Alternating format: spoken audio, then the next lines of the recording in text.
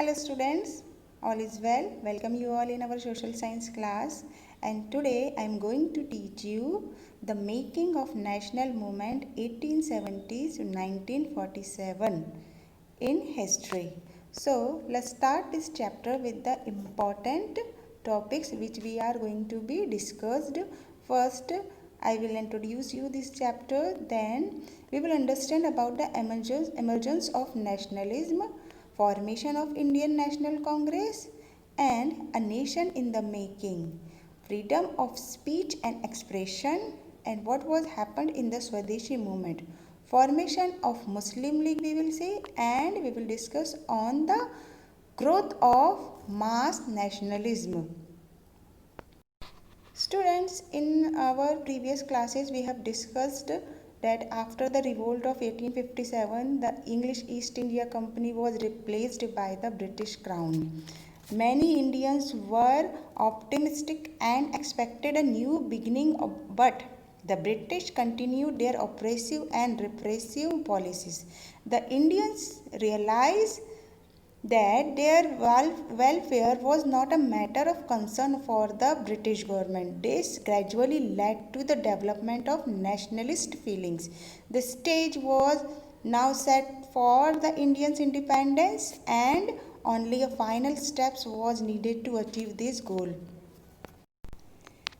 In our previous chapters, we have studied that the British conquest of Indian territories and takeover of the kingdoms, introduction of new laws we have discussed, change in the lives of the tribal people also and the peasants, and changes in the education system, debates regarding the condition of women and challenges of caste system, social and religious reform, the revolt of 1857 and its aftermath, the decline of craft and growth of the industries. As we can infer that Indians were not happy with British rule, let's see how were different groups and classes dissatisfied. The above mentioned changes made people to think over a very important question, that for whom were all the changes being done and India belonged to whom. Student, as we know that after the Battle of Plassey, India was politically and economically controlled by the English East India Company. India was converted to a British colony. The British ruled India to promote their own interests. They utilized the resources of India for their own advantage. Indians realized this, and the realization led to the development of anti-British sentiments and the birth of nationalism. The questions were discussed before made the Indians think about the solution. The answer that they came up with was that India was a country of the people of India, and people here included everyone irrespective of class, color, caste, creed, language or gender. According to them, the resources and systems were for the Indians.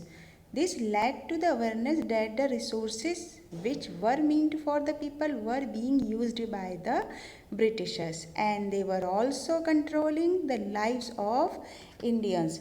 This awareness resulted in the formation of political association formed after 1850s, especially those that came up in the 1870s and 1880s. These associations were generally led by the English educated professional, let's say lawyers. The more prominent ones were the Pune Sarvajanik Sabha, Indian Association, the Madras Mahajan Sabha, the Bombay Presidency Association, and of course the Indian National Congress. As the name suggests, Pune Sarvajanik Sabha was meant for the people. The word Sarvajanik means of all, for all the people. This association worked in the specific part of country. However, their goal was stated as the goal of entire country. They worked with the idea that people are serving.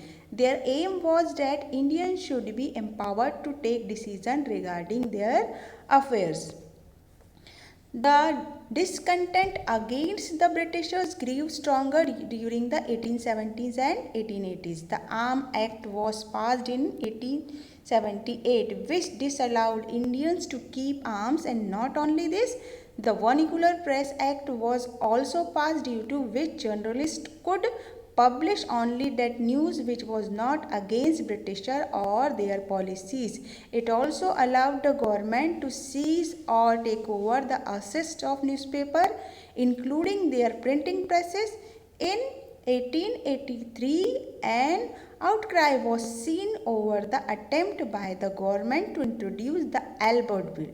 The bill allowed the trial of British or European person by Indians and sought equality between British and Indian judges in the country.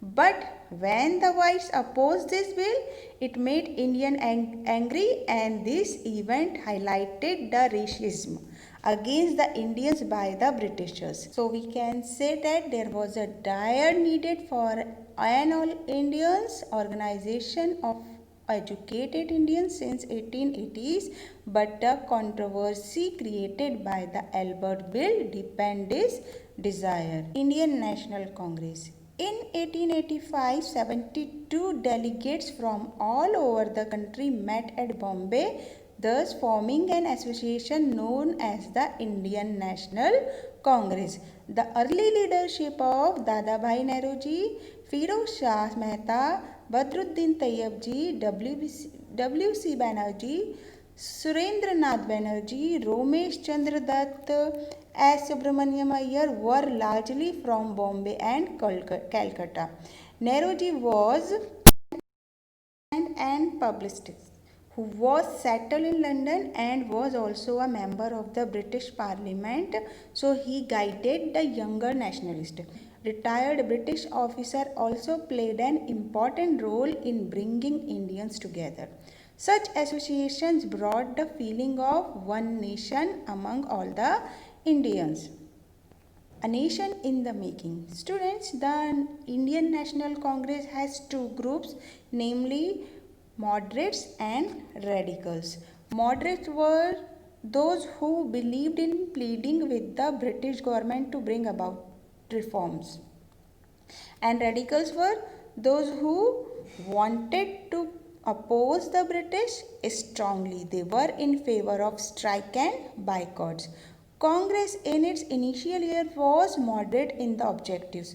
During it demanded participation of Indians in the government and in administration.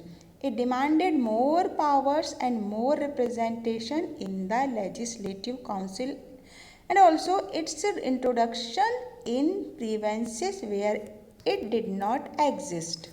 They also demanded Indianization of various departments, as Britishers did not allow Indians to hold important posts. So this was a way to control the drain of wealth to England, which was due to the British officers who were sending salary back to home in England. Some other demands include separation of judiciary from the executive, the repeal of Arms Act and Vernacular Press Act in order to gain freedom of speech and expressions. Congress also raised many economic issues. It declared that British rule had brought poverty into the country. The high amount of land tax was against the zamindar and peasants. Export of grains created shortage of food supplies in country, and they also demanded reduction in military expenditure and asked Britishers to use money for irrigation purpose. Not only this, it passed resolution on salt tax, treatment of Indian laborers abroad, and also against the forest laws which had affected tribals. So we can say that the Congress, being an association of the educated class, was not talking only on the behalf of the rich, but they were concerned about the poor. The moderate leader wanted to create awareness among the public. For this, they started writing articles, published newspaper, to show how British rule had led to the decline of our economy. They started sending representatives to various parts of the country to create awareness among the public in order to express their demand in front of the Britishers. Next, we will discuss about the Swadeshi movement. By the 1890s, Indians began to criticize the method of Congress. Bipin Chandra Pal in Bengal, Bal Gangadhar Tilak in Maharashtra and Lala Lajpat Rai in Punjab were more radical in their method and were against the politics of prayers of the Congress. They argued that we must realize our own strengths and should fight for Swaraj. We were not supposed to rely on good intention of the government. Tilak raised a slogan, freedom is my birthright and I shall have it. The slogan was given by the Tilak. In 1905, the partition of Bengal took place under the viceroyalty of Lord Curzon. They gave the reason of political convenience, but in reality, Bengal was partitioned in a way to curb down the influence of Bengali leaders as Bihar and parts of Odisha were separated from Bengal. Even East Bengal was merged with Assam, leading to the formation of non-Bengalis area. The partition of Bengal was criticized all over India. Both moderate and radical sections of the Congress opposed it. Large public meetings and demonstrations were organized. People, in order to show that they are united, tied Rakhi on each other's wrist and celebrated Raksha Bandhan, and this led to the birth of Swadeshi movement. So, demonstrations were carried out against the partition and the British rule, but also encouraged the ideas of Swadeshi enterprise, national education and use of Indian languages. To make it more influential, the radicals began to suggest a boycott of British institutions and revolutionary violence to overthrow British rule.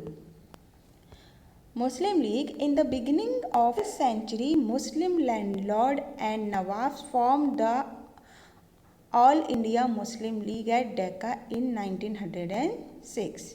The league was in favor of partition of Bengal. They demanded separate electorates for Muslims, a demand that was agreed by the government in 1909. Some seats in the council were now reserved for Muslims who would be elected by Muslim voters. Some changes were seen in Congress also, as it split in the year 1907.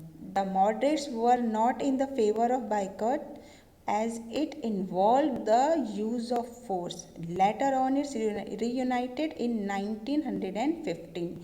In 1916, Lucknow Pact was signed between Muslim League and Congress, and a decision was taken to work together for a representative government in the country.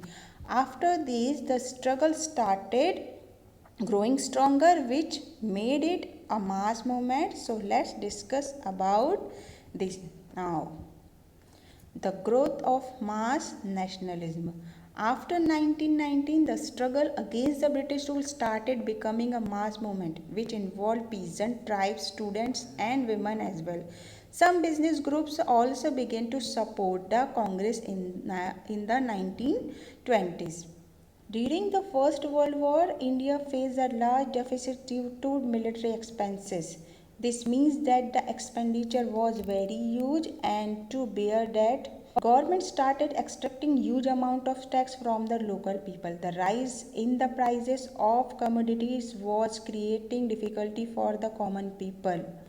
On the other hand, as we have discussed in the previous chapters, business houses were gaining a lot from the war. The war created a huge demand for industrial goods such as jute bags, cloth, rails, and many more, and caused a decline in imports. Indian industries expanded to a great extent during the war. The war was also resulted in the expansion of the British Army. Many villagers were seen abroad to serve as British soldiers. Many returned after the war with an understanding that how these imperialist powers had colonized Asia and Africa for their own benefits, and how these powers were exploiting the people of both continents. This led to the development of a desire to oppose British rule in India.